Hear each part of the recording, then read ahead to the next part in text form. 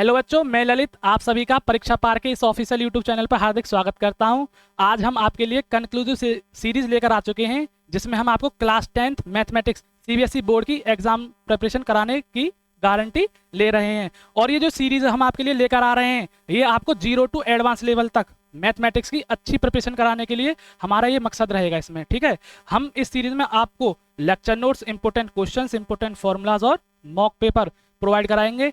ये सारा कंटेंट जो है आपको हमारे टेलीग्राम ग्रुप पर मिल जाएगा। इसका लिंक हम अपने कमेंट सेक्शन में पिन करा देंगे। आप उस जितना भी हम मटेरियल आपको प्रोवाइड कराएंगे, उस मटेरियल को हमारे टेलीग्राम चैनल से एक्सेस कर सकते हैं। ठीक है, और उम्मीद करता हूं कि आप भी सीरियस हो गए होंगे पढ़ाई को लेकर, और हम तो सीरियस हैं ही हैं। इसलिए हमने कंक्लूसिव सीरीज की एक पहल शुरू करी है। इसमें हमारा मकसद आपकी तैयारी को बूस्ट कराना ही रहेगा 0 टू एडवांस लेवल तक। ठीक है, मैथमेटिक्स का जो डर है आपके अंदर, वो हम 3 महीने के अंदर खत्म करा देंगे, ये हमारा वादा है। बस आपसे हम इतनी गुजारिश करते हैं कि हमारे साथ जुड़कर आपको चलना है। 3 महीने में मैथमेटिक्स पूरी कंप्लीट करा दी जाएगी अच्छी तरह से, और आपके जो फेल होने की कगार पर खड़े हैं बच्चे, वो पास हो जाएंगे। जो पास हैं, एवरेज हैं, वो 80 टू 90% मार्क्स की उम्मीद करें। और जो 90 प्लस हैं, उनका तो अच्छा जाना ही है, उन्हें तो कंटेंट में कोई कमी मिलेगी ही नहीं। बाकी आप जब हम कंक्लूसिव सीरीज पढ़ा रहे होंगे, उसमें हमारे कंटेंट को देख ही सकते हैं कि लेवल किस तरह का है कंटेंट का। ठीक है, और आज हम अपनी इस फर्स्ट लेक्चर में कंक्लूसिव सीरीज के में क्लास 10th का रियल नंबर चैप्टर 1 को शुरू करने जा रहे हैं। इसमें आज हम 2 टॉपिक पढ़ेंगे बच्चों। कौन कौन से टॉपिक पढ़ेंगे सर? रियल नंबर का क्लासिफिकेशन पढ़ेंगे और पढ़ेंगे प्राइम फैक्टराइजेशन, उसका कॉन्सेप्ट, उसकी यूज क्या है। ठीक है, तो हम वहां से शुरू करेंगे। ये हमारा आज का कंक्लूसिव सीरीज का पहला लेक्चर है, तो शुरू करते हैं। हम अपने लेक्चर को शुरू करने से पहले सर रतन टाटा जी का एक बुक पढ़ना चाहेंगे। क्यों पढ़ना चाहेंगे? अभी वो हाल ही में प्रासंगिक भी रहे हैं, उनकी डेथ हो गई है। भगवान उनकी आत्मा को शांति प्रदान करे। बहुत ही महान हस्ती हैं देश की। ठीक है, बच्चे बच्चे को उनकी डेथ का दुख हुआ है। हम उनके ही कोर्स से अपनी क्लास का आरंभ करने जा रहे हैं, और उम्मीद है आप भी थोड़ा सा सीरियस रहेंगे पढ़ाई को लेकर। ठीक, तो उनका कोट क्या है, क्या चीज़ सीख सकते हैं हम उनसे? सीख तो बहुत कुछ सकते हैं, लेकिन हम अपनी पहली क्लास में उनका किस कोट का यूज कर रहे हैं, आइए देखते हैं। कोट लिखा हुआ है, मैं सही फैसले लेने में विश्वास नहीं करता, मैं फैसले लेता हूं फिर उन्हें सही साबित कर देता हूं। बहुत सारी चीज़ ऐसी होती हैं जिन्हें हम शुरू करते वक्त दिमाग में बहुत सारी चीज़ें सोचते हैं कि अगर ये नहीं हुआ तो क्या होगा, चीज़ें सही जाएंगी नहीं जाएंगी। ठीक है, तो ये सारी चीज़ों को साइड में करते हुए हमें सिर्फ अपनी मेहनत पर फोकस करना है। जैसे कि क्या करना है, मेहनत क्या होती है हमें तो पता ही नहीं है, डिसिप्लिन क्या होता है हमें तो पता ही नहीं है। ये सारी चीज़ें तुम समय के साथ सीख जाओगे। अभी ये जो तुम्हारी लाइफ का पहला स्टेज है, जहाँ तुम्हें समाज रिकॉग्नाइज करेगा, ठीक है ना, पूछेगा आपके रिजल्ट के बारे में, आपको सब टोकेंगे, भाई कैसा रिजल्ट रहा 10th क्लास में, कैसी परसेंटेज बनी है। तो आपको फील होगा सोसाइटी क्या होती है, सोशल प्रेशर क्या होता है। ठीक है, और आपको जिम्मेदारी भी थोड़ी फील होगी कि पढ़ाई करने का मतलब क्या होता है, मकसद क्या होना चाहिए, अपने मेंटल लेवल को बढ़ाना। ठीक है, तो कोट है, मैं सही फैसले लेने में विश्वास नहीं करता, मैं फैसले लेता हूं फिर उन्हें सही साबित कर देता हूं। ये जो कोट है सर रतन टाटा जी का, ये हमें उनकी विल पावर दिखा रहा है।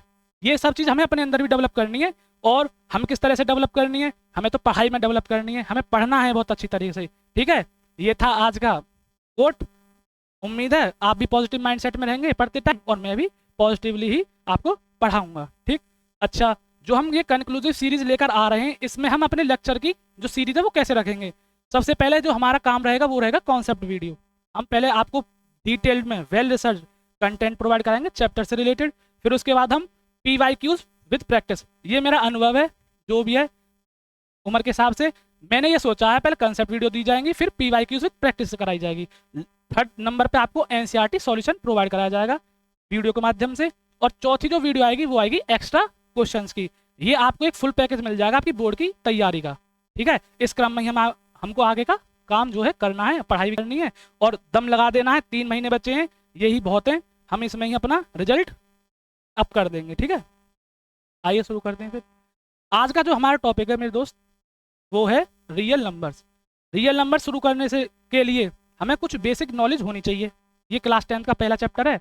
अब जो रियल नंबर है, ये जान है पूरी मैथमेटिक्स की, इसके बारे में हमें जानकारी होनी चाहिए। और अगर हमने ये चैप्टर अच्छे से कर लिया तो हम आगे की जो मैथमेटिक्स है उसके लिए हम अपना फाउंडेशन जमा लेंगे बहुत तगड़ा वाला। ठीक है, तो रियल नंबर को अच्छे से पढ़ना बहुत ही ज़्यादा जरूरी है। अब जरूरी तो है सर, पढ़ा भी तो दो। इतनी सारा लेक्चर हमको दे दिया, बिल्कुल शुरू करते हैं अब। ठीक है, उम्मीद है कि पॉजिटिव माइंडसेट में रहना है। 3 महीने रह गए हैं, कोई डरने की बात नहीं है। बोर्ड एग्जामिनेशन एक पड़ाव है, अच्छे आता है, अच्छे मार्क्स आते हैं तो अच्छी बात है। अगर बिगड़ भी जाता है किसी कारणवश, कम परसेंट रह जाती हैं, तो अपने आप को डिमोटिवेट नहीं करना है, क्योंकि अगर लाइफ में आपका कुछ हो नहीं पा रहा है तो किसी बड़े काम के लिए आप हो, अगर आप पॉजिटिव माइंडसेट के आदमी हो।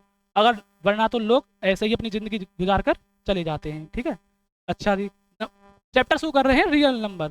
रियल नंबर किसके अंतर्गत आता भाई? रियल नंबर को हम पढ़ते हैं नंबर सिस्टम के अंतर्गत। अच्छा, नंबर सिस्टम में क्यों पढ़ेंगे सर हम? नंबर सिस्टम में पढ़ते हैं भैया, 2 नंबर आते हैं इसमें। नंबर सिस्टम के अंदर हम सबसे पहले पढ़ते हैं imaginary numbers. Imaginary numbers, imaginary numbers. फिर भाई इमेजिनरी नंबर्स में एक नंबर हम और क्लासिफाई कर देते हैं, complex number. Complex numbers, complex number. जो ये इमेजिनरी नंबर्स हैं, इमेजिनरी नंबर्स का जो सिंबल है वो आयोटा होता है। क्या होता है? आयोटा।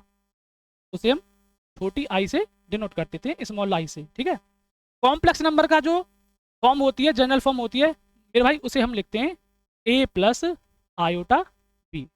अच्छा, जो सर ये ए है इसे हम बोलते हैं रियल पार्ट। क्या बोलते हैं? Real part. और ये आयोटा बी वाला जो है ये है भैया इमेजिनरी पार्ट। क्या है? Imaginary part. Imaginary part. Number system में मेनली 2 नंबर आते हैं। शुरुआत करते हैं इमेजिनरी नंबर और रियल नंबर से। इमेजिनरी नंबर में कॉम्प्लेक्स नंबर आता है। कॉम्प्लेक्स नंबर की जो जनरल फॉर्म होती है वो होती है ए प्लस आयोटा बी। ए को हम बोलते हैं रियल पार्ट, आयोटा बी को बोलते हैं इमेजिनरी पार्ट। इमेजिनरी नंबर का जो सिंबल होता है, रिप्रेजेंटेशन होता है, वो होता है आयोटा। इसे हम दिखाते हैं सिंबॉलिकली स्मॉल आई से। अब दूसरे नंबर पे क्या आता है? दूसरे नंबर पे हम पढ़ते हैं रियल नंबर, जो हमारी क्लास 10th का चैप्टर नंबर 1 है। मैथ ऐसा पढ़ा देंगे कि आपको मैथ से प्यार हो जाएगा। ठीक है, बस जुड़े रहना है हमारे साथ कंक्लूसिव सीरीज में। और 10th में अच्छे से स्कोर करके हमें टैग भी करना है कि सर हम आपसे पढ़े थे और हमारा स्कोर बहुत ज़्यादा बूस्ट हो गया, और बताना कि आप में कितना इंप्रूवमेंट आता है। हमारी एक पहल है कि हम मैथमेटिक्स को एक नए तरीके से, नए अंदाज में आपके सामने पेश करें। ठीक है, तो ये है रियल नंबर। क्या है भाई दूसरा number? Real number. Sir real number क्या होते हैं? जितनी भी आप कैलकुलेशन कर रहे हो अपनी लाइफ में अभी तक, 12th के लेवल तक या 10th के लेवल तक, उस उसमें जो भी नंबर इंक्लूड हैं वो ज़्यादातर नंबर जो हैं रियल नंबर्स ही हैं सारे। बस किसे छोड़ के? इमेजिनरी नंबर को छोड़ के सारे क्या हैं? रियल नंबर्स हैं। रियल नंबर की बहुत ज़्यादा इंपॉर्टेंस है। ठीक है, क्या इंपॉर्टेंस है सर? रियल नंबर क्यों है? रियल नंबर में क्या आता है सर? रियल नंबर में 2 टाइप के नंबर आते हैं मेरे भाई। कौन कौन से सर नंबर आते हैं रियल नंबर में? एक आता है इर्रेशनल नंबर। क्या आता है? Irrational number. इर्रेशनल नंबर क्या होते हैं सर? क्लास 9th में आपने चैप्टर पढ़ा होगा नंबर सिस्टम, उसमें है रेशनल और इर्रेशनल नंबर। इर्रेशनल नंबर उन नंबर को बोलते हैं जो नंबर पी अपॉन क्यू की फॉर्म में नहीं लिखे जा सकते हैं। और जहाँ क्यू क्या नहीं होता है? जीरो नहीं होता है। क्यू क्यों जीरो नहीं होता है? क्योंकि मेरे भाई पी अपॉन क्यू की जो फॉर्म होती है वो न्यूमरेटर अपॉन में डिनोमिनेटर की फॉर्म होती है। और जब भी हम डिवाइड में डिनोमिनेटर को जीरो कर देते हैं तो हमारा आंसर नॉट डिफाइन आ जाता है। इसलिए हम अपने डिनोमिनेटर को कभी जीरो नहीं रखते हैं। तो ऐसे नंबर जो पी अपॉन क्यू की फॉर्म में नहीं लिखे जा सकते हैं और क्यू जीरो नहीं होता है, ऐसे नंबर को हम क्या बोलते हैं? इर्रेशनल नंबर बोलते हैं। ये है नॉट इक्वल टू का साइन, नहीं लिखे जा सकते हैं। सर एग्जाम्पल क्या है मेरे भाई? एग्जाम्पल है पाई, फिर है 1 0 1 1 0 1 1 1 0 1 1 1 dot dot dot and so on. Sir ये क्या लिख दिया आपने? 1 0 1 1 0 1 1 1, ऐसे क्या कर रहे सर? मेरे भाई जो इर्रेशनल नंबर होता है उसका जो डेसिमल एक्सपेंशन होता है ना, वो होता है नॉन टर्मिनेटिंग नॉन रिपीटिंग। मतलब ना तो पूरा पूरा डिवाइड होगा और ना वो पूरा पूरा रुकेगा, वो चलता चला जाएगा इनफाइनाइट तक। ऐसे नंबर को जिनका डेसिमल एक्सपेंशन नॉन टर्मिनेटिंग और नॉन रिपीटिंग होता है उन्हें हम बोलते हैं इर्रेशनल नंबर। सर रिप्रेजेंटेशन की फॉर्म में कैसे लिखेंगे मेरे भाई? ऐसे नंबर को पी अपॉन क्यू की फॉर्म में लिखा ही नहीं जा सकता है, और क्यू क्या नहीं होता है? जीरो नहीं होता है। अब दूसरा नंबर क्या आता है रेशनल नंबर में? रियल नंबर में, रियल नंबर में आता है rational number. Rational number. Sir rational number क्या होता है? तो ऐसे नंबर जो पी अपॉन क्यू की फॉर्म में रिप्रेजेंट किए जा सकते हो, equal to P upon Q. और डिनोमिनेटर क्या नहीं होना चाहिए, 0 नहीं होना चाहिए। एग्जाम्पल है मेरे भाई 22/7, 22/7, 2/3, 0/1 ETC। ठीक है, क्लियर है। अच्छा, यहाँ बच्चों के मन में एक सवाल आ रहा होगा, सर हम तो जो पाई की वैल्यू है वो 22/7 यूज करते हैं, आपने पाई को तो इरेशनल में लिख लिया, 22/7 को रेशनल में लिख लिया, ये क्या चक्कर है मेरे भाई। पाई की जो एग्जैक्ट वैल्यू होती है ना वो नॉन टर्मिनेटिंग नॉन रिपीटिंग होती है। पाई की अप्रॉक्स वैल्यू 22/7 है, पाई की अप्रॉक्स वैल्यू 22/7 है, ना कि एग्जैक्ट वैल्यू। तो इसलिए जो पी अपॉन क्यू की फॉर्म की जो डेफिनेशन है उसको सेटिस्फाई कर रहा है 22/7। पी और क्यू की फॉर्म में है 22/7, क्यू जो 0 नहीं होना चाहिए, तो यहाँ 7 है, 0 नहीं है, 7 है। ठीक है, तो आपको एक बार समराइज करा देता हूँ। रियल नंबर को हमने दो पार्ट में तोड़ लिया है, इरेशनल नंबर में तोड़ लिया और रेशनल नंबर। इरेशनल नंबर वो नंबर होते हैं जिन्हें हम पी अपॉन क्यू की फॉर्म में नहीं लिख सकते हैं और जहाँ क्यू 0 नहीं होना चाहिए, और रेशनल नंबर वो नंबर होते हैं जिन्हें हम पी अपॉन क्यू की फॉर्म में लिख सकते हैं। ठीक है, और क्यू क्या नहीं होना चाहिए, 0 नहीं होना चाहिए। सर ये बार बार आप पी अपॉन क्यू क्या बोले जा रहे हो भाई, पी अपॉन क्यू का मतलब है न्यूमरेटर अपॉन में डिनोमिनेटर की फॉर्म। ठीक है, पी यहाँ पर न्यूमरेटर है, क्यू यहाँ पे डिनोमिनेटर है। ठीक, अगर तुमसे कोई पूछे कि व्हाट आर रियल नंबर्स, तो उसे बोले ना the collection of all rational numbers and irrational numbers are called real numbers. अगर हमसे रियल नंबर कोई पूछ रहा है तो उसे इरेशनल नंबर प्लस में रेशनल नंबर का जो सम है हम उसे बता देंगे मेरे भाई, यही होते हैं हमारे रियल नंबर्स। क्या होते हैं, रियल नंबर्स। क्योंकि रियल नंबर्स दो भागों में टूट रहे हैं, इरेशनल और रेशनल नंबर में, तो अगर हम इनको कंबाइन कर दे रहे हैं तो क्या बन जाएगा, टोटल रियल नंबर्स बन जाएगा। अब इस बोर्ड पर जगह नहीं है तो हम अगली स्लाइड पे चलते हैं और समझते हैं कि रेशनल नंबर के आगे का जो नंबर का कन्फिगरेशन है, क्लासिफिकेशन है, वो कैसे होगा। ठीक है, चलो नेक्स्ट स्लाइड पे शुरू करते हैं। रेशनल नंबर तक उम्मीद है आपको क्लासिफिकेशन समझ में आएगा नंबर सिस्टम का। अब हम शुरू कर रहे हैं रेशनल नंबर से। तो रेशनल नंबर,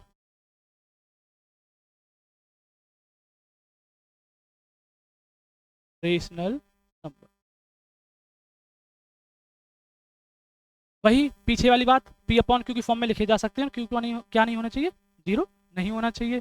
तो सर रेशनल नंबर कितने भागों में तोड़ेंगे, सर रेशनल नंबर को तोड़ते हैं हम फ्रैक्शन में, फ्रैक्शंस और इंटीजर्स। सर ये क्या नई बात बता दी, इंटीजर्स। हम तो 10th में आ गए लेकिन हमने आज तक इंटीजर ही ढंग से समझा नहीं है। तो भैया फ्रैक्शन जो होते हैं वो वही फॉर्म होती है जिन्हें हम न्यूमरेटर अपॉन में डिनोमिनेटर लिखते हैं, न्यूमरेटर अपॉन में डिनोमिनेटर लिखते हैं। बात वही रिपीट होगी फिर कि डिनोमिनेटर क्या नहीं होना चाहिए, 0 नहीं होना चाहिए। सर बार बार ये बात आप बोल क्यों रहे हो, डिनोमिनेटर 0 नहीं होना चाहिए। मेरे भाई डिनोमिनेटर 0 इसलिए नहीं होना चाहिए, यहाँ नोट करके लिख लो कि अगर कोई नंबर ए है, अगर कोई नंबर ए है और हम उसे डिवाइड कर रहे हैं 0 से, तो हमारा आंसर नॉट डिफाइन आ जाता है। क्या आ जाता है, नॉट डिफाइन, वैल्यू फाइंड ही नहीं होती है वहाँ। ठीक है, और इंटीजर्स क्या होते हैं सर, मेरे भाई इंटीजर्स में हम negative numbers with whole numbers पढ़ते हैं। क्या पढ़ते हैं, negative numbers, negative numbers with whole numbers पढ़ते हैं, होल। सर ये नेगेटिव नंबर क्या होते हैं, ये होल नंबर क्या होते हैं। मेरे दोस्त नेगेटिव नंबर जो होते हैं वो होते हैं जो नंबर लेस देन 0 होते हैं। ठीक है, एग्जाम्पल क्या है सर इनके, एग्जाम्पल हैं -3, -2, -1 ETC। सर होल नंबर क्या होते हैं, होल नंबर ऐसे नंबर होते हैं भाई जो 0 के इक्वल हो सकता है या 0 से बड़ा होगा, इक्वल टू और ग्रेटर देन 0। ऐसे नंबर जो इक्वल हों या बड़े हों 0 से, उन्हें हम क्या बोलते हैं, होल नंबर बोलते हैं। क्यों सर, छोटे वालों को क्यों नहीं होल नंबर बोलेंगे, अरे मेरे भाई ये तो बताया मैंने, अगर 0 से नंबर छोटा आ जाएगा तो वो क्या हो जाएगा, नेगेटिव नंबर हो जाएगा। होल नंबर सर शुरुआत कहाँ से होती है, सर 0 से ही होती है, 0 1 2 3 4 एंड सो ऑन, आगे तक चलते चले जाएंगे। ठीक है सर। अच्छा, यहाँ से एक चीज़ रिपीट करो वापस, अगर हम होल नंबर्स में नेगेटिव नंबर को ऐड कर दे रहे हैं तो हमें क्या मिल जा रहा है, इंटीजर मिल जा रहा है। इंटीजर में अगर हम फ्रैक्शन को जोड़ दे रहे हैं तो हमें रेशनल नंबर मिल जा रहा है। रेशनल नंबर में रेशनल नंबर को जोड़ दे रहे हैं तो हमें रियल नंबर मिल जा रहा है, और रियल नंबर में इमेजिनरी नंबर या कॉम्प्लेक्स नंबर को जोड़ दे रहे हैं तो हमें क्या मिल जा रहा है, नंबर सिस्टम मिल जा रहा है। और यही है गणित का फाउंडेशन। ठीक है, किसी भी क्लास में आप हो तो आपको क्लासिफिकेशन ऑफ नंबर या नंबर सिस्टम अच्छे से आना ही चाहिए। ठीक है। अच्छा सर, फ्रैक्शन कितने टाइप की होती हैं फिर? सर फ्रैक्शन जो होती हैं 3 टाइप की होती है मेनली। एक होती है प्रॉपर फ्रैक्शन, एक होती है sir improper fraction, improper fraction, और एक होती है sir mixed fraction, mixed fraction. अच्छा सर, प्रॉपर फ्रैक्शन क्या होती है? फिर भाई प्रॉपर फ्रैक्शन होती है जब न्यूमरेटर न्यूमरेटर छोटा हो डिनोमिनेटर से, उसी फ्रैक्शन को हम क्या बोलते हैं? प्रॉपर फ्रैक्शन बोलते हैं। Sir example, example 2/3, 1/4, ETC। I hope clear होगा आपको। इम्प्रॉपर फ्रैक्शन कौन सी होती है सर? सर इम्प्रॉपर फ्रैक्शन होती है जब न्यूमरेटर बड़ा होता है डिनोमिनेटर से। किससे बड़ा होता है? डिनोमिनेटर से। सर एग्जाम्पल, हाँ भाई बिल्कुल एग्जाम्पल दे रहे हैं। 4/3, 4/2, 4/1, ETC। ये सारे एग्जाम्पल किसके हैं मेरे भाई? इम्प्रॉपर फ्रैक्शन के। देखो यहाँ न्यूमरेटर डिनोमिनेटर से बड़ा ही है, प्रॉपर फ्रैक्शन में देखो यहाँ न्यूमरेटर डिनोमिनेटर से छोटा ही है। आपको यहाँ एक बात और नोट करा देता हूँ कि जो प्रॉपर फ्रैक्शन होती है ना, उसकी हमेशा हमेशा ही जो वैल्यू है वो नंबर लाइन पर 0 के और 1 के बीच में ही आएगी। क्यों आएगी? ऐसा क्यों है सर? ऐसी कोई खास बात? हाँ बिल्कुल खास बात है, क्योंकि इसका जो डिनोमिनेटर है वो हमेशा न्यूमरेटर से बड़ा ही रहना है, तो वैल्यू हमेशा 1 से छोटी ही आनी है। 5 से 4 में डिवाइड लगाओ, किसी में भी डिवाइड लगा लो, वैल्यू 0 और 1 के बीच में ही लाई करेगी। ठीक है, उससे ज़्यादा नहीं जा सकती है। ठीक, इम्प्रॉपर फ्रैक्शन की वैल्यू हमेशा 1 से बड़ी आनी है। क्यों आनी है? क्योंकि जो इसका न्यूमरेटर है इसके डिनोमिनेटर से बड़ा ही रहना है। अब वो 1 कितनी आ सकती है वो डिपेंड करता है वैल्यूज़ पर, कि भैया न्यूमरेटर की वैल्यू क्या है और डिनोमिनेटर की वैल्यू क्या है। लेकिन यहाँ वैल्यू क्या रहेगी? 1 से बड़ी रहनी है नंबर लाइन पर, और प्रॉपर फ्रैक्शन में 1 से छोटी रहेगी और 0 से बड़ी रहेगी। ठीक है, 0 हो भी सकती है ना, क्योंकि अगर न्यूमरेटर 0 हो गया तो वैल्यू तो 0 हो जाएगी। 0 भी हो सकती है, 0 से बड़ी भी होगी, लेकिन 1 से हमेशा ही छोटी रहेगी। ठीक है भाई, क्योंकि जो हमारा न्यूमरेटर है वो तो छोटा ही होना चाहिए ना डिनोमिनेटर से। इक्वल रख देंगे तो बात तो बनेगी नहीं। ठीक है, 1/1 छोटा नहीं है, इक्वल है। इक्वल नहीं रखना, छोटा ही रखना है न्यूमरेटर। ठीक है, इंटीजर्स को हमने बांटा मेरे भाई नेगेटिव नंबर्स और होल नंबर्स में। नेगेटिव नंबर वो नंबर जो 0 से छोटे हैं, होल नंबर वो नंबर जो 0 या 0 से बड़े हैं। अच्छा सर आगे बताओ भाई, मेरे भाई आगे क्या है? होल नंबर्स को पढ़ेंगे 0 और पॉजिटिव नंबर्स। क्या पढ़ेंगे मेरे भाई? पॉजिटिव नंबर्स पढ़ेंगे। पॉजिटिव नंबर्स को हम नेचुरल नंबर्स भी बोल देते हैं। क्या बोल देते हैं मेरे भाई? Natural numbers, natural numbers. Natural number का जो सिंबल है मेरे भाई वो है कैपिटल N। होल नंबर का जो सिंबल है मेरे भाई वो है कैपिटल W। इंटीजर्स का जो रिप्रेजेंटेशन है वो या तो I से कर सकते हो आप, या कैपिटल Z से कर सकते हो। रियल रियल जो रेशनल नंबर है उन्हें आप कर सकते हो Q से डिनोट, और जो रियल नंबर है पिछली स्लाइड पर अगर हम जाएं रियल नंबर्स, तो रियल नंबर्स जो हैं इन्हें हम कैपिटल R से डिनोट कर सकते हैं। ठीक है, आपको 10th लेवल तक इतना पता होना चाहिए। What are the representation of the following numbers. पूछ सकता है कोई कि रेशनल नंबर को हम क्या डिनोट करते हैं, नेचुरल नंबर को हम कैसे डिनोट करते हैं, ठीक है, रियल नंबर्स का क्या नोटेशन है, होल नंबर्स को कैसे दिखाते हैं। ठीक मेरे भाई। अच्छा, होल नंबर्स हो गए 0 से स्टार्ट होने वाले। सर फिर नेचुरल नंबर क्या होंगे? इसमें तो हमने 0 हटा दिया ना मेरे भाई। हाँ 0 हमने हटा दिया है, 0 हमने हटा दिया है। अब पॉजिटिव नंबर वो नंबर होते हैं मेरे भाई जो 1 से स्टार्ट होते हैं, 1 2 3 4 एंड 5 एंड सो ऑन। ठीक है, इनका जो भी हम काउंट नेचुरली काउंटिंग स्टार्ट करते हैं ना वो 1 से काउंट करते हैं, तो उसी के तर्ज पे हमने इसका नामकरण भी नेचुरल नंबर ही रख दिया है, 1 2 3 4 5 and so on. Natural number कितने पार्ट्स में टूटेंगे सर? नेचुरल नंबर्स को हम पढ़ते हैं 5 अलग अलग पार्ट्स में। पहला है इवन नंबर। कौन सा नंबर? Even number. दूसरा है ऑड नंबर। तीसरा है प्राइम नंबर। चौथा है को प्राइम नंबर। पांचवा है कंपोजिट नंबर, कंपोजिट।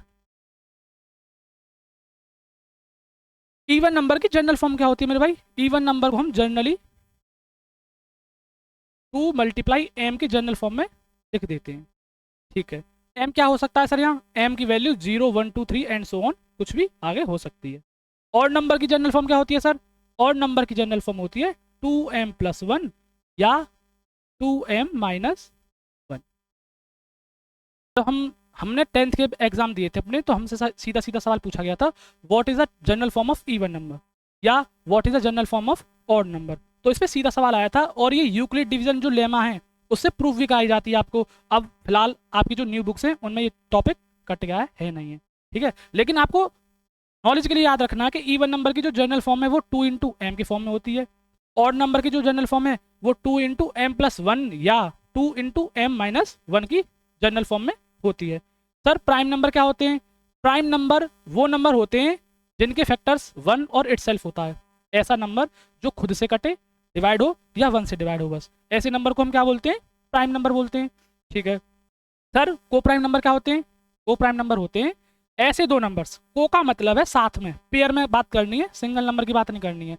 अगर कोई सिंगल नंबर की बात कर रहा है तो हम को प्राइम नंबर का कॉन्सेप्ट लगा ही नहीं सकते, क्योंकि को का मतलब है साथ में, है ना, कपल होता है ना एक, तो उससे शब्द आया को। तो को साथ में प्राइम नंबर होने चाहिए। प्राइम का मतलब क्या है सर? अरे वो नंबर तो ऐसे होने चाहिए कि एक से और खुद से कटे ना, ऐसी बात जरूरी नहीं है। हम बात कर रहे हैं दो नंबर्स की, तो दो नंबर्स का जो HCF है अगर वो 1 है, दो नंबर का HCF है अगर वो 1 है, तो वो नंबर क्या बोले जाएंगे मेरे भाई?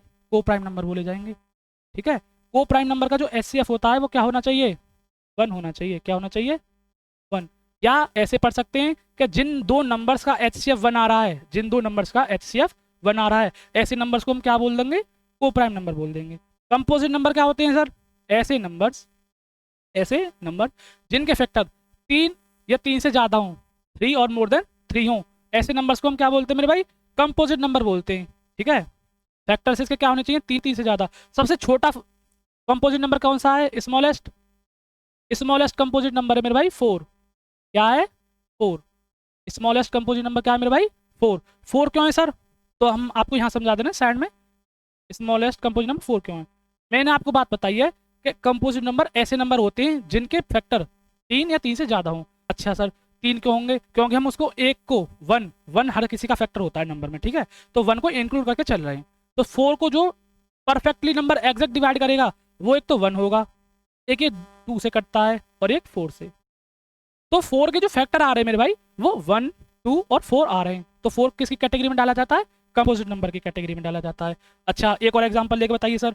12 ले लेते हैं, 12 एक से भी कटता है मेरे भाई, 2 से भी डिवाइड होता है, 3 चौक 12 होते हैं, 4 3 जा 12 होते हैं, 6 2 जा भी 12 होते हैं, और ये 12 से तो कटता ही है।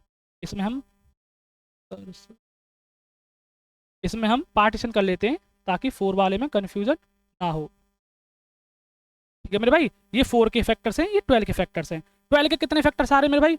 1 से भी डिवाइड हो जा रहा है, 2 से भी डिवाइड हो जा रहा है, 3 से भी डिवाइड हो जा रहा है, 4 से भी डिवाइड हो जा रहा है, 6 से भी, 12 से भी। तो 3 या 3 से ज़्यादा फैक्टर आ गए। फैक्टर का मतलब होता है एग्जैक्ट डिविजन। अगर कोई पूछे कि what is the meaning of factor, तो फैक्टर शब्द का अर्थ है मेरे भाई कि कोई नंबर एग्जैक्टली डिवाइड हो जाए किसी अनदर नंबर से। तो जो नंबर अनदर नंबर को एग्जैक्टली डिवाइड कर रहा है उसी नंबर को हम क्या बोलेंगे? फैक्टर बोलेंगे। फॉर एग्जाम्पल 4 जो है 12 को 3 टाइम्स परफेक्टली कट कर रहा है, रिमाइंडर बचेगा 0, तो 4 क्या हो जाएगा? 12 का फैक्टर हो जाएगा। ठीक है, समझ पा रहे हो चीज़ों को? ठीक, उम्मीद करता हूँ समझ में आ ही रही होंगी। ठीक है, अगर किसी को कोई प्रॉब्लम है तो वो हमें कमेंट सेक्शन में अपनी बात बता सकता है, हम उसका समाधान अगले सेशन में कर देंगे। ठीक, ये है हमारा पूरा नंबर सिस्टम का क्लासिफिकेशन 10th तक के लेवल पर बच्चे को, हर बच्चे को अब ये क्लासिफिकेशन आ जाना चाहिए। हम इसी मकसद से पढ़ा रहे हैं, बहुत ज़्यादा रिसर्च कंटेंट मिलेगा और अच्छा कंटेंट मिलेगा। ठीक है, अब हम आगे बढ़ते हैं क्योंकि हमें अपना सिलेबस भी कवर करना है। ठीक, आगे का जो कॉन्सेप्ट है मेरे भाई वो है concept of prime factorization. Concept of prime factorization. अच्छा सर ये क्या है?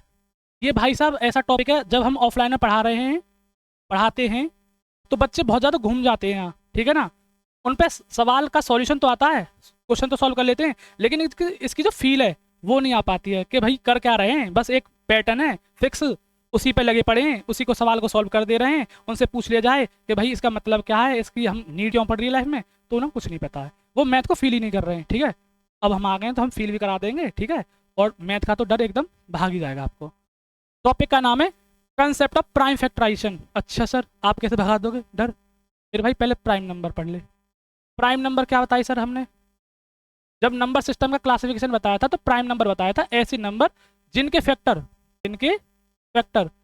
या तो 1 हो और वो खुद ही हो इटसेल्फ, या तो वो 1 से कटेगा डिवाइड होगा, या वो खुद से ही कटेगा। सर एग्जाम्पल मेरे भाई ऊपर ही लिख दे रहा हूँ, 2 3 5 7 11 13 ETC। और एक और बात ध्यान में रखना, 1 to 100 जो टोटल प्राइम नंबर्स होते हैं वो होते हैं 25। कितने होते हैं मेरे भाई? 25। ठीक है सर। अच्छा, इसका लेना देना क्या है कंसेप्ट ऑफ प्राइम फैक्टराइजेशन से? बहुत ज़्यादा लेना देना है। फैक्टराइजेशन शब्द का मतलब क्या है, उसके लिए पहले आपको फैक्टर शब्द का मतलब समझना पड़ेगा। फैक्टर क्या होता है? फैक्टर ये क्लास 6 की NCERT में बहुत अच्छे से एक्सप्लेन्ड है। अच्छा, एक बार मौका लगे तो पढ़ लेना, ठीक है। फैक्टर होता है एग्जैक्ट डिवीजर। क्या होता है मेरे भाई? Exact divisor. कंप्लीट डिवाइड कर दे किसी दूसरे नंबर को। सर पता नहीं पड़ी, एग्जाम्पल दो। बिल्कुल, जैसे मान लो 12 को डिवाइड करें 4 से, तो 4 3 जा 12, रिमाइंडर कितना आया? 0। कितना आया भाई? 0। यहाँ 4 ने 12 को कंप्लीटली डिवाइड किया है। 4 ने 12 को कंप्लीटली डिवाइड किया है। कंप्लीट डिवाइड का सेंस क्या है? रिमाइंडर 0 आ रहा है, ठीक है। तो 4 जो है वो 12 का क्या है? फैक्टर है। क्या है मेरे भाई? फैक्टर है। आई होप फैक्टर का थोड़ा कॉन्सेप्ट क्लियर हुआ होगा। और फैक्टराइजेशन का मतलब क्या है सर? फिर फैक्टराइजेशन शब्द का मतलब है मेरे भाई कि हम किसी नंबर को तोड़ कर उसके प्राइम फैक्टर के फॉर्म में अगर लिख दे रहे हैं, अगर हम किसी नंबर को तोड़कर, ठीक है, उसे प्राइम फैक्टर की फॉर्म में लिख दे रहे हैं, प्राइम नंबर की मल्टीप्लिकेशन में लिख दे रहे हैं, उसी कंसेप्ट को हम क्या बोल दे रहे हैं? Prime factorisation. सर जनरलाइज कर देना, तो हम इसको जनरल फॉर्म कैसे लिखते हैं मेरे भाई? General form. मान लो कोई नंबर आपके पास क्या है? कैपिटल N है, उसके जो फैक्टर्स हैं प्राइम फैक्टर वो P1 है, P2 है, P3 and dot dot Pn है। अगर हम किसी नंबर को इस तरीके के मल्टीप्लिकेशन में तोड़ पा रहे हैं, कैसे sir? P1 into P2 into P3 and so on multiply Pn। तो इस जो कॉन्सेप्ट है ये वाला ही रिप्रेजेंटेशन, यही बोला जाता है मेरे भाई प्राइम फैक्टराइजेशन। क्योंकि हमारे पास कोई नंबर था n, हमने उसको ऐसे प्रोडक्ट के फॉर्म में लिखा है जो जिसमें सारे नंबर क्या आ रहे हैं? प्राइम नंबर आ रहे हैं। प्राइम नंबर कौन कौन से हैं? P1 P2 P3 dot dot dot Pn, ठीक है। अब ये P1 P2 P3 क्या सर? यहाँ कोई भी प्राइम नंबर आ सकता है अकॉर्डिंग टू नंबर, जो भी नंबर हमें मिलेगा, ठीक है। उम्मीद है थोड़ा सा बेसिक जो मैंने कनेक्ट करने की आपको कोशिश करी है कंसेप्ट ऑफ प्राइम फैक्टराइजेशन से, वो आपके दिमाग में बैठ रहा होगा, ठीक है। आप फील कर पा रहे होंगे कॉन्सेप्ट को कि ये क्या वाला है, ठीक। अब अगली स्लाइड पे चलते हैं हम, कंसेप्ट ऑफ प्राइम फैक्टराइजेशन। अच्छा चलो यही बता देता हूँ इस चीज़ को। जैसे मान लो फॉर एग्जांपल हमें क्वेश्चन दिया है कि आप करो 40 का प्राइम फैक्टराइजेशन। जी सर, 2 से काटो 20 टाइम, 10 बार जाएगा, फिर ये 5 टाइम 5 टाइम, फिर 5 बन जा 5। 2 से 40 20 बार गया, 2 दूनी 4 0, फिर 2 से 10 बार, 2 से 5 बार, 5 से 1 बार। अच्छा सर, इससे क्या लेना देना हमारा? भाई प्राइम फैक्टराइजेशन का लेना देना है। 40 को हम कैसे लिख सकते हैं? 2 मल्टीप्लाई 2 मल्टीप्लाई 2 मल्टीप्लाई 5। अच्छा सर, इसको हम ऐसे भी लिख सकते हैं 2 इंटू 2 की पावर 3 मल्टीप्लाई 5, ठीक है। ये हो गया हमारा रिप्रेजेंटेशन। अच्छा सर, इसे बोलते हैं कंसेप्ट ऑफ प्राइम फैक्टराइजेशन मेरे भाई, यही है। देखो यहाँ जितने भी नंबर आ रहे हैं 2 रिपीट हो रहा है 3 टाइम्स और 5 आ रहा है। यहाँ जितने भी नंबर थे वो 2 और 5 ही हैं, और 2 और 5 क्या हैं? एक प्राइम नंबर है, ठीक है ना। क्यों? 2 भी एक ऐसा नंबर है जो 1 से और 2 से ही करता है, और 5 भी एक ऐसा नंबर है जो 1 से और 5 से करता है, ठीक है। और ये जो रिप्रेजेंटेशन है इसे बोलते हैं हम प्राइम नंबर की पावर, है ना, ठीक है। इंडेक्स के फॉर्म में लिख देते हैं, एक्सपोनेंट के फॉर्म में। 2 3 टाइम्स रिपीट हो रहा है, तो उस रिपीटेशन को रोकने के लिए हमने पावर लिख दी 3। तो 2 की पावर 3 और 5, 2 की पावर 3 क्या होता है? 8 होता है। 8 में मल्टीप्लाई करेंगे 5 की तो 40 ही आ जाएगा, ठीक है। ये था आज का हमारा प्राइम फैक्टराइजेशन का कॉन्सेप्ट। अब कुछ स्टैंडर्ड जो नंबर्स हैं जो आपकी NCERT बुक में लिखे हुए हैं, वो ये नंबर्स हैं। आप इनको घर पर बैठ कर क्या कर सकते हो? प्रैक्टिस कर सकते हो अच्छे से, ठीक है। और आपको जो कॉन्सेप्ट ऑफ प्राइम फैक्टराइजेशन है, अगर आपको उस पर अच्छे से और बहुत बेहतरीन पकड़ बनानी है तो आपको क्या क्या होना चाहिए तैयार। अच्छा मैं इसी बात को यहीं लिख दे रहा हूँ। पेन का कलर चेंज करके।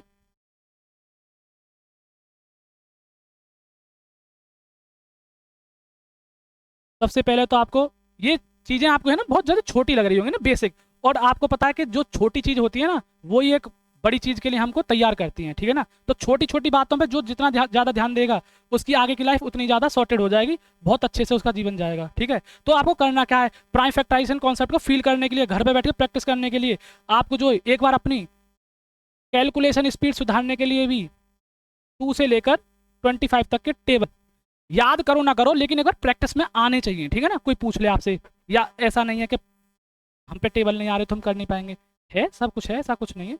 लेकिन एक जो आप में स्पीड आएगी, एक्यूरेसी आएगी, है ना, पर्सनैलिटी भी डेवलप होती है उस चीज़ से ही। अब आपसे कोई पूछ ले, आप कॉन्फिडेंट रहोगे, हाँ सर हम कर देंगे बहुत जल्दी, ठीक है। तो टेबल पे पकड़ होनी चाहिए। फिर क्या सर, फिर क्यूब, क्यूब कहाँ तक याद होने चाहिए आपको, क्यूब 1 से 15 तक के। फिर स्क्वायर सर, स्क्वायर होने चाहिए आपको 1 से 30 तक के, 1 से 30 तक के। फिर sir divisibility rule, divisibility rule, अगर आपको टेबल, क्यूब, स्क्वायर और डिविजिबिलिटी रूल कुछ हद तक आते हैं या आपकी उन पर अच्छी पकड़ है, तो आपको जो प्राइम फैक्टराइजेशन है वो खेल लगेगा। आप बच्चों के साथ खेल भी सकते हो, ठीक है। जैसे इतने बड़े बड़े नंबर्स हैं, आपको अगर डिविजिबिलिटी रूल नहीं आ रहा है तो आप तो टेबल में पढ़ते रह जाओगे और आप कर ही नहीं पाओगे अकॉर्डिंग टू टाइम, ठीक है ना। अच्छा, फिर ये नंबर से आपको घर पर बैठकर प्रैक्टिस भी कर सकते हैं, और मैंने कुछ का लिख भी दिया है, आप चेक भी कर सकते हैं जब आप इनको घर पर लिखा कर सॉल्व करोगे। अगली हमारी स्लाइड है फंडामेंटल थ्योरम ऑफ अर्थमेटिक। आज की क्लास में हम इन्हीं दो कॉन्सेप्ट को ट्राई कर रहे हैं, ठीक है, बता रहे हैं आपको। कौन कौन से बताए, क्लासिफिकेशन ऑफ नंबर सिस्टम है, ठीक है, एक बताया हमने कंसेप्ट ऑफ प्राइम फैक्टराइजेशन। अच्छा, इतना ज़्यादा डीप बताने का कारण क्या है सर, कारण ये है मेरे भाई, पढ़ाना है, फील कराना है ना, मैथ का डर एकदम गायब कर देना है, मैथ इतना सरल बना देना है कि उससे कोई डरे ना। एवरेज बच्चा भी कहे कि हाँ मेरे भी 80 to 85 नंबर आ सकते हैं आसानी से, ठीक है। बताया भी उसी तरीके से है, मैंने कोशिश करी है कि बहुत ज़्यादा सिंप्लीफाई कर दूं चीज़ों को। और आपसे भी उम्मीद करता हूँ कि घर बैठ के एनसीईआरटी के एग्जाम्पल्स जो हैं उनको जरूर सॉल्व करना आप, ठीक है। ये मेरी पर्सनल एडवाइस है आपके लिए। बोर्ड एग्जाम की तैयारी कर रहे हो तो एनसीईआरटी के जो एग्जाम्पल्स हैं, एनसीईआरटी के जो एग्जाम्पल्स हैं उन्हें बहुत डीपली एक अच्छी नज़र से बहुत अच्छे तरीके से सॉल्व करना है। ऐसा नहीं कि बस लगे पड़े रफली और कर दिया सॉल्व, समझना है चीज़ हमें कहना क्या चाह रही है, ठीक है ना, मैथमेटिक्स में। अच्छा, तो ये मैंने यहाँ भी बात लिख दी है, वो पिछली स्लाइड पे भी बता दी थी। टेबल आने चाहिए अच्छे से 2 से 25 तक के, क्यूब आने चाहिए 1 से 15 तक के, स्क्वायर आने चाहिए 1 से 30 तक के, और डिविजिबिलिटी रूल। आपको कितनी भी बड़ी डिजिट दे दी जाए, कितना बड़ा नंबर दे दिया जाए, आपको प्राइम फैक्टराइजेशन कंसेप्ट में कोई दिक्कत नहीं आने वाली है, ठीक है। तो उम्मीद करता हूँ आज की जो हमारी क्लास है वो आपको कुछ समझ में आई होगी। ये आज की हमारी कंक्लूसिव सीरीज जो हम लेकर आ रहे हैं बोर्ड की प्रिपरेशन कराने के लिए, सीबीएसई क्लास 10 मैथमेटिक्स में, ये उसका एक डेमो लेक्चर मान सकते हो आप, है ना, शुरुआत मान सकते हो। या ये मान लो कि आपका जो फैकल्टी है आपसे इंटरेक्ट करने आई है ना, तो आप भी मुझसे कनेक्ट होगे, मेरी फ्रिक्वेंसी आपसे मैच करेगी, मैं भी आपको जानूंगा। अगर आपको इससे रिलेटेड कोई भी प्रॉब्लम है, टॉपिक से रिलेटेड, क्लास 10 की तैयारी कैसे करें, तो आप उसको कमेंट सेक्शन में बता सकते हैं। हम कोशिश करेंगे कि ज़्यादा से ज़्यादा बच्चों का रिप्लाई कर पाएँ, सेटिस्फैक्टरी आंसर दे पाएँ ना, उनको सेटिस्फाई कर पाएँ अपने कंटेंट से भी और अपने बिहेवियर से भी, ठीक है भाई। तो उम्मीद है आपको आज क्लास पसंद आई होगी। क्लास पसंद आई हो तो लाइक करें, शेयर करें, सब्सक्राइब करें, ठीक है। जय हिंद।